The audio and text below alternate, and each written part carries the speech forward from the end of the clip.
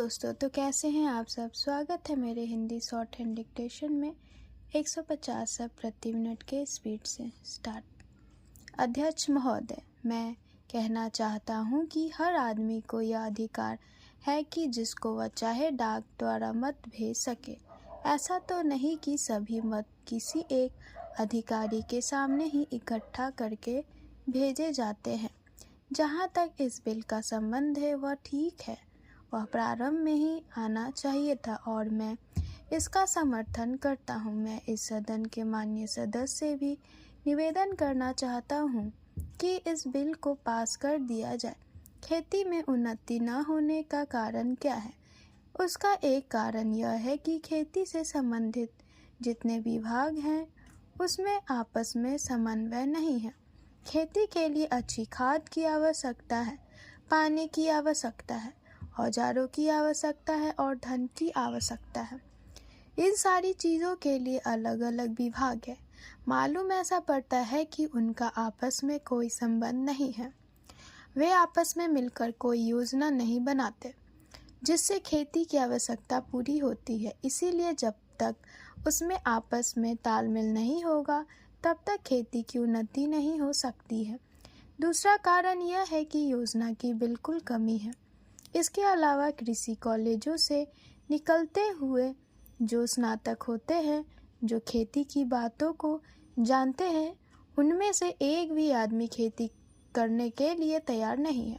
सभी प्रोफेसर बनने के लिए तैयार हैं, खेती के लिए कोई भी तैयार नहीं है। एक बात मैं माननीय मंत्री जी से विशेष रूप से कहना चाहता हूँ। अधिक उपज न होने का एक कारण यह है कि जो खेत में काम करते हैं वे उसके मालिक नहीं हैं। खेत किसी और का और काम कोई और कर रहा है। इसीलिए मेरा कहना यह है कि किसानों में जब तक यह भावना पैदा नहीं होगी कि यह मेरी भूमि है, तब तक अधिक उपज नहीं हो सकती है। इसके लिए आप जब तक भूमि सुधार नहीं करेंगे तब तक कोई बात बनने वाली नहीं है। दुर्भाग्य से इस देश में खेती करने वाले बहुत कम लोग ही भूमि के स्वामी हैं। खेती की उन्नति के मूल आधार है पानी, खाद, बीज, धन, उपज का उचित दाम और भूमि सुधार। इन सब की ओर कृषि मंत्रालय का ध्यान नहीं है। सरकार को प्रत्येक खेत को पानी और हर आदमी को काम देना सुनिश्चित करना चाहिए। सभापति महोदय, मैं वित्त विधेयक का समर्थन करने के लिए खड़ा हुआ हूँ। उत्तर प्रदेश की जनसंख्या बहुत बड़ी है और उसका क्षेत्र भी बहुत बड़ा है। इसीलिए आवश्यक है कि उत्तर प्रदेश को उसकी जनसंख्या और क्षेत्र के अनुसार विकास योजनाओं के लिए केंद्र से आर्थिक सहायता दी जाए। इसके बिना उत्तर प्रदेश की उन्नति होना असंभव है। भारत का किसान इस देश का जीवन है।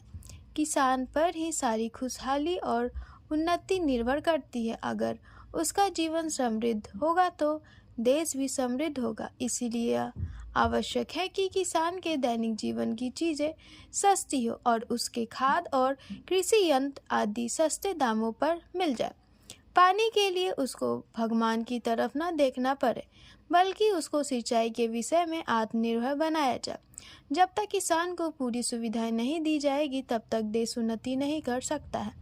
मेरा यह भी निवेदन है कि जिन परिवारों में खेती का काम होता है उन परिवारों के बच्चों को कृषि विभाग में नौकरी देनी चाहिए।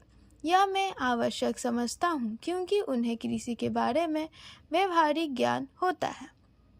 सभापति महोदय, वर्तमान सरकार ने समाजवाद की नीति अपनाई है और सरकार समाजवाद की तरफ कदम बढ़ा रही है, लेकिन हम देखते हैं कि बड़े और छोटे सरकारी कर्मचारियों के वेतन में बड़ा फर्क है।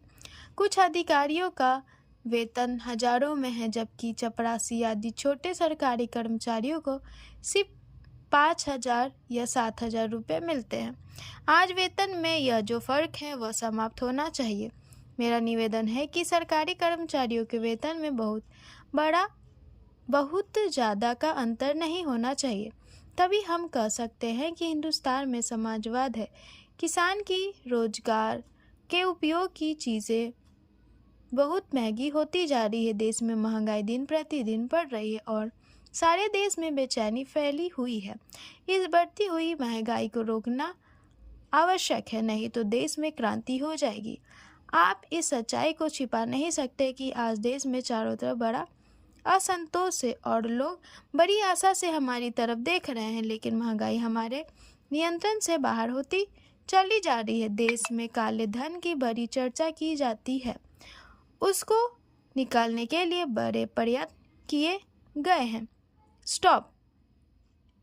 ठीक है, डिक्टेशन आप सबको कैसी लगी मुझे कमेंट में ज़रूर बताएं और लाइक सब्सक्राइब करना बिल्कुल भी ना भूलें। धन्यवाद।